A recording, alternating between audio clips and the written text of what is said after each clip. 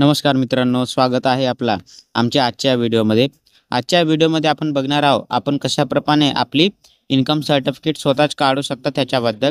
त्यासाठी सर्वात अगोदर आपल्याला या लिंकवरती, हे लिंक मी आपल्याला डिस्क्रिप्शनमध्ये देऊन देणार। या लिंकवरती आल्यानंतर आपल्याला इथं आपला अकाउंट बनवायचा आहे। अकाउंट बनवले असेल तर आपल्याला इथं आपली यूजर आयडी आणि इथं आपला पासवर्ड देऊन हा कॅप्चा इथं फिल करून इथं आपल्याला आपला हा जिल्हा सिलेक्ट करायचा आणि त्याच्यानंतर आपल्याला इथं लॉगिन वरती क्लिक करायचे आहे। आणि जर आपण इथं नवीन यूजर असाल ना, आपल्याला इथं नवीन अकाउंट बनवायचा असेल तर आपल्याला इथं न्यू यूजर रजिस्टर हिअर वरती क्लिक करायचे आहे। मग थोडासा लोडिंग होऊन आपल्या समोर याप्रमाणे इंटरफेस येऊन जाणार। तर इथं आपल्याला आपला रजिस्ट्रेशन करण्यासाठी दोन ऑप्शन दिलेले आहे। एक इथं दुसऱ्या ऑप्शनमध्ये आपल्याला इथं आपली सेल्फ डिटेल्स द्यायचे आहेत। आपल्याला फोटो, आपला आयडी प्रूफ, आपला ॲड्रेस प्रूफ हे सर्व डॉक्युमेंट्स देऊन इथं आपल्याला आपला अकाउंट बनवायचा आणि इथं ऑप्शन 1 मध्ये आपण आपला मोबाईल नंबर देऊनच आपला यूजर आयडी पासवर्ड इथं बनवू शकता। तर आपल्याला इथं ज्याप्रमाणे आपला यूजर आयडी पासवर्ड बनवायचा असेल तो ऑप्शन आपल्याला इथं सिलेक्ट करायचा आहे। आपण जर आपला मोबाईल नंबर देऊनच आपली यूजर आयडी बनवायचं असेल तर आपल्याला इथं या पहिल्यावाल्या ऑप्शनवरती क्लिक करायचं आहे। मग आपल्यासमोर याप्रमाणे खाली येतं mobile number and user name व्हेरिफिकेशनचा इथं मेसेज येऊन जाणार। तर आपल्याला इथं सर्वात अगोदर डिस्ट्रिक्टमध्ये आपला जिल्हा सिलेक्ट करायचा आहे। त्याच्यानंतर आपल्याला इथं आपला मोबाईल नंबर द्यायचा आहे। मोबाईल नंबर दिल्यानंतर आपल्याला इथं सेंड OTP वरती क्लिक करायचं आहे। मग आपल्या या मोबाईल नंबरवरती एक OTP सेंड होऊन जाणार। ते OTP आपल्याला इथं फिल करायचे आहे। OTP फिल केल्यानंतर आपल्याला इथं यूजर नेममध्ये आपला एक यूजर नेम बनवायचा आहे। जसे की आपला इथं आपण नाव देऊ शकतो किंवा आपला आधार कार्ड नंबर किंवा मोबाईल नंबर इथं आपण देऊ शकता।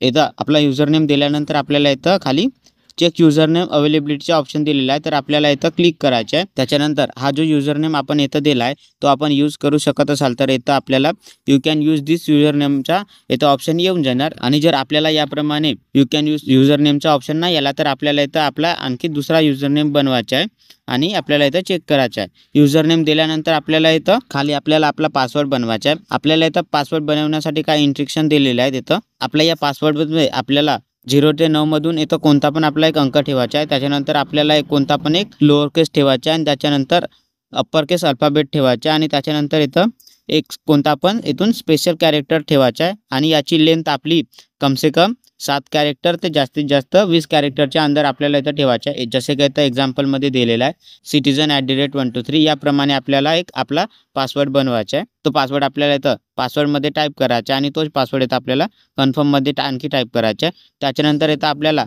आपला इंग्लिशमध्ये नाव द्यायचं आहे आणि इंग्लिशमध्ये नाव दिल्यानंतर आपल्याला इथं बाहेर क्लिक करायचं आहे। मग तोच नाव इथं फुल नेम मराठीमध्ये इथं येऊन जाणार आणि त्याच्यानंतर आपल्याला इथं आपली जन्मतारीख द्यायची आहे। जन्मतारीख दिल्यानंतर इथं ॲटोमॅटिकली आपली एज येऊन जाणार। त्याच्यानंतर इथं आपल्याला काही इन्फॉर्मेशन दिलेली आहे, ते इन्फॉर्मेशन वाचून इथं आपल्याला आय एक्सेप्टवरती या बॉक्सवरती क्लिक करायचं आहे आणि आपल्याला इथं रजिस्टरवरती क्लिक करायचं आहे। मग त्याच्यानंतर याप्रमाणे आपल्या इथं सक्सेसफुली रजिस्ट्रेशन होऊन जाणार आणि मग आपल्याला इथं या बॉक्समध्ये आपल्याला ओकेवरती क्लिक करायचं आहे।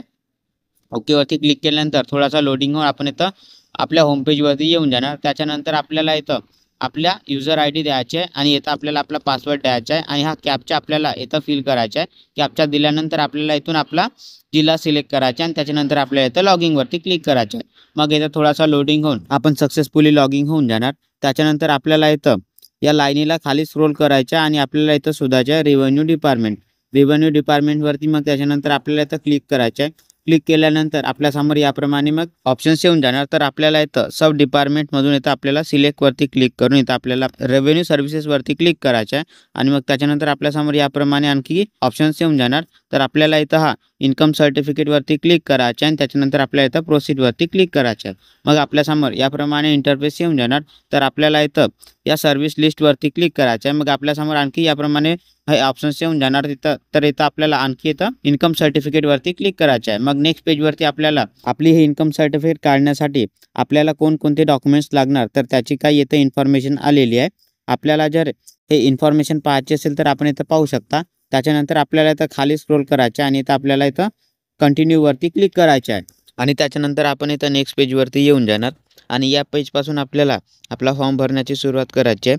सर्वात अगोदर आपल्याला आपला जो तलाठी असेल, आपल्या एरियाचा जो तलाठी असेल त्यांच्याकडून आपला उत्पन्नाचा दाखला म्हणजेच तलाठी अहवाल आणायचा आहे आणि त्या तलाठी अहवालावर ज्याप्रमाणे इन्कम दिली असेल 1 किंवा 3 वर्षाची तर त्याप्रमाणे आपल्याला इथून आपली इन्कम आहे 1 वर्षासाठी किंवा 3 वर्षाची हा ऑप्शन आपल्याला सिलेक्ट करायचा आहे आणि त्याच्यानंतर आपल्याला इथं ॲप्लिकंट डिटेल्समध्ये इथं सॅल्युशनमध्ये हा श्रीवाला ऑप्शन सिलेक्ट करायचा आहे त्याच्यानंतर इथं आपलं नाव ऑटोमॅटिकली येऊनच जाणार आणि इथं मराठीमध्ये पण येऊन जाणार। त्याच्यानंतर आपल्याला खाली आपल्या वडिलांचे नाव द्यायचे। त्याच्यासाठी आपल्याला इथं फादर सॉल्युशनमध्ये हा श्रीवाला ऑप्शन सिलेक्ट करायचा आणि इथं फादर नेम इंग्लिशमध्ये त्यांचं नाव इंग्लिशमध्ये नाव द्यायचं आणि तोच नाव इथं ऑटोमॅटिकली मराठीमध्ये येऊन जाणार। त्याच्यानंतर खाली इथं आपली डेट ऑफ बर्थ अगोदरच येऊन जाणार, इथं एज पण येऊन जाणार आणि इथं मोबाईल नंबर पण येऊन जाणार आणि इथं जेंडरमध्ये हा पुरुषचा ऑप्शन पण येऊन जाणार। त्याच्यानंतर इथे आपल्याला ईमेल आय डीचा ऑप्शन दिलेला आहे। आपल्याला हे ईमेल आय डीचा ऑप्शन द्यायचा असेल तर देऊ शकता, हा इथं मॅन्डेटरी नाही आहे। त्याच्यानंतर इथं आपला ऑक्युपेशनमधून आपण जो काम करत असाल तो काम आपल्याला इथून सिलेक्ट करायचा आहे। त्याच्यानंतर खाली इथं आपल्याला आपला आधार कार्ड नंबरचा ऑप्शन दिलेला आहे। हा पण इथं मॅन्डेटरी नाही आहे, पण आपल्याला द्यायचा असेल तर आपण देऊ शकता। आणि त्याच्यानंतर इथं आपला ॲप्लिकंट नॅशनॅलिटीमध्ये हा भारतीय अगोदरच येऊन जाणार। त्याच्यानंतर आपल्याला इथं आपला ॲड्रेस द्यायचा आहे। सर्वात अगोदर इथं ॲड्रेसमध्ये आपला पत्ता द्यायचा आहे। त्याच्यानंतर इथं बिल्डिंग, सेक्शन, स्ट्रीट आणि लँडमार्कचा ऑप्शन दिलेला आहे। आपण इथं मॅन्डेटरी नाही आहे, पण आपल्याला द्यायचं असेल तर आपण देऊ शकता। आणि त्याच्यानंतर इथं आपला डिस्ट्रिक्ट अगोदरच येऊन जाणार। मग इथून आपल्याला आपला तालुका सिलेक्ट करायचा आहे आणि इथून आपल्याला आपला विलेज सिलेक्ट करायचा आहे। त्याच्यानंतर इथं आपला पिनकोड द्यायचा आहे। पिनकोड दिल्यानंतर खाली इथं आपल्याला पॅन कार्डचा पण ऑप्शन दिलेला आहे। हा पण इथं मॅन्डेटरी नाही आहे, पण आपल्याला द्यायचा असेल तर आपण देऊ शकता। त्याच्यानंतर आपल्याला इथं खाली स्क्रोल करायचं आहे आणि खाली इथं आपल्याला बेनिफिशरीबद्दल विचारलं आहे, तर आपल्याला इथं रिलेशनमधून आपण हे इन्कम ज्यांच्या कोणासाठी काढत असाल तो ऑप्शन सिलेक्ट करायचा आहे। जसे की आपण आपल्या मुलासाठी किंवा मुलीसाठी काढत असाल तर त्यांचा ऑप्शन इथं सिलेक्ट करायचा आहे, किंवा आपण स्वतःसाठी जर काढत असाल तर आपल्याला इथं स्वतःवाला ऑप्शन सिलेक्ट करायचा आहे। स्वतःवाला ऑप्शन सिलेक्ट केल्यानंतर इथं बेनिफिशरीमधून आपल्याला हा श्रीचे ऑप्शन सिलेक्ट करायचे आणि इथं बेनिफिशरी नेममध्ये आपलं नाव ऑटोमॅटिकली येऊन जाणार। पण आपण जर इथं कोणता दुसऱ्याचा ऑप्शन सिलेक्ट केले असते, जसे की आपल्या मुलाच्या किंवा मुलीच्या, तर इथं बेनिफिशरी नेममध्ये त्यांचं नाव द्यावं लागलं असतं। आणि त्याच्यानंतर आपल्याला इथं इन्कम सर्टिफिकेट रिजनमध्ये आपल्याला हे इन्कम सर्टिफिकेट कशासाठी पाहिजे आहे त्याचा ऑप्शन इथं सिलेक्ट करायचा आहे। आपल्याला इथं 2 ऑप्शन दिलेला आहे, एक शिक्षण आणि वैद्यकीय। तर आपल्याला या दोनमधून कोणत्या ऑप्शनसाठी काढत असाल तर तो ऑप्शन सिलेक्ट करायचा आणि आपण आणखी कोणत्या तिसऱ्या ऑप्शनसाठी काढत असाल तर आपल्याला इथे इतरचा ऑप्शन दिलेला आहे।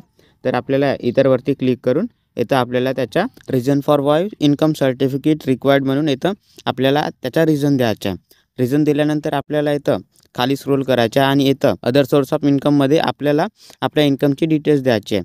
आपण ज्याप्रमाणे आपल्या तलाठीकडून उत्पन्नाचा दाखला आणला असेल त्याप्रमाणे त्याच्यावर ज्याप्रमाणे आपल्याला आपली इन्कम दिली असेल, जसे की इथं शेती किंवा शेतीपूरक व्यवसाय किंवा दुग्ध व्यवसाय, आपल्याला त्याच्याच बॉक्सच्या समोर आपल्याला इथं आपली इन्कम द्यायची आहे। जसे की आता आमच्याकडे इथं शेतीची इन्कम दिलेली आहे, तर आम्ही इथं या शेतीच्या समोर इथं 2024-25ची जे इन्कम असेल त्या इन्कम आम्ही इथं देणार। आणि आपण जे 3 वर्षाची इन्कम सर्टिफिकेट आणले असेल तर आणखी आपल्याला इथं 2 बॉक्स आले असते, 22-23च्या, 2023-24च्या आणि 24-25च्या। तर आपल्याला इथं त्यांची इन्कम द्यावी लागली असती, पण आपण इथं हा एकच वर्षाची इन्कम सर्टिफिकेट काढत आहोत म्हणून आपल्याला इथं हा एकच वर्षाचा ऑप्शन आलेला आहे। तर इथं आपल्याला आपल्या इन्कमची डिटेल्स द्यायची आहे। इन्कमची डिटेल्स दिल्यानंतर आपण इथं खाली बघू शकता, इथं आपल्याला एकूण आणि अक्षरीमध्ये आपली इन्कम आलेली आहे। त्याच्यानंतर आपल्याला इथून आपला हा तलाठी अहवालवाला ऑप्शन सिलेक्ट करायचा आहे आणि आपल्याला इथं ॲग्रीमेंटमध्ये काही इन्फॉर्मेशन दिलेली आहे। हे इन्फॉर्मेशन संपूर्ण वाचून आपल्याला इथं एक्सेप्टवरती या बॉक्सवरती क्लिक करायचं आहे आणि त्याच्यानंतर आपल्याला इथं समावेश करावरती क्लिक करायचं आहे। मग आपल्यासमोर याप्रमाणे एका बॉक्समध्ये काही इन्फॉर्मेशन येऊन जाणार, तर ते इन्फॉर्मेशन वाचून आपल्याला इथं ओकेवरती क्लिक करून आणखी समावेश करावरती क्लिक करायचं आहे। मग याप्रमाणे आपला फॉर्म इथं सक्सेसफुली सबमिट होऊन जाणार आणि त्याच्यानंतर आपल्याला इथं आपले डॉक्युमेंट्स अपलोड करायचे, त्यासाठी आपल्याला इथं ओकेवरती क्लिक करायचे। मग आपण नेक्स्ट पेजवरती येऊन जाणार आणि या पेजवर आपल्याला आपले डॉक्युमेंट्स अपलोड करायचे। सर्वात अगोदर आपल्याला इथं आपली फोटोग्राफ अपलोड करायची आहे। ते फोटोग्राफ आपल्याला इथं कोणत्या साईजमध्ये, कोणत्या DPIमध्ये, कोणत्या केबीमध्ये द्यायचे ते सर्व इन्फॉर्मेशन दिलेली आहे। तर त्या इन्फॉर्मेशननुसार आपल्याला इथं आपली फोटो बनवायचे आणि इथं चूज फाईलवरती क्लिक करून आपण ते आपली फोटोग्राफ जिथं कुठं ठेवले असेल तिथून सिलेक्ट करून इथं अपलोड करायचे। त्याच्यानंतर खाली इथं आपल्याला ओळखीच्या पुरावामध्ये हे काही ऑप्शन्स दिलेले आहे, तर आपल्याला इथून आपल्याकडे जो डॉक्युमेंट्स असेल तो आपल्याला इथं अपलोड करायचा आहे। जसे की इथं आपल्याकडे आधार कार्ड असेल तर आपल्याला इथं आधार कार्डवरती या बॉक्सवरती क्लिक करायचं आहे आणि त्याच्यानंतर आपल्याला इथं सिलेक्टमधून हा अपलोड फाईलवरती क्लिक करायचं आहे। मग आपल्यासमोर याप्रमाणे चूज फाईलचा ऑप्शन येऊन जाणार, तर आपल्याला इथं चूज फाईलवरती क्लिक करून आपल्याला आपला आधार कार्ड इथं अपलोड करायचं आहे। त्याच्यानंतर आपल्याला इथं खाली स्क्रोल करायचं आहे। खाली स्क्रोल केल्यानंतर इथं उत्पन्नाच्या पुरावामध्ये हा सर्कल ऑफिसरचा पडताळणी अहवाल या बॉक्सवरती क्लिक करून आपल्याला आणखी सिलेक्टवरती क्लिक करायचे आणि त्याच्यानंतर आपल्याला इथं अपलोड फाईलवरती क्लिक करायचे।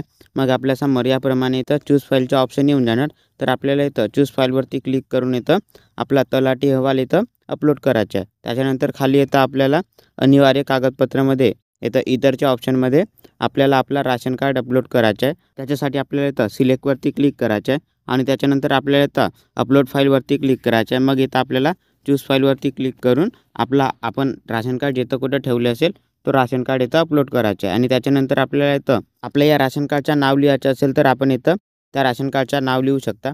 त्याच्यानंतर आपल्याला इथं आपला घोषणापत्र अपलोड करायचं आहे. हा घोषणापत्र आपल्याला इथं हा सेल्फ डिक्लेरेशनच्या इथं ऑप्शन दिलेला आहे, तर आपण इथून त्याला डाउनलोड करू शकता. डाउनलोड केल्यानंतर तो आपल्याला फिल करायचा आहे आणि फिल केल्यानंतर आपल्याला इथं स्वघोषणापत्रामध्ये त्याला अपलोड करायचं आहे. आपल्याला इथं आपली इन्कम सर्टिफिकेट काढण्यासाठी हे फक्त 4च डॉक्युमेंट्स लागत आहेत.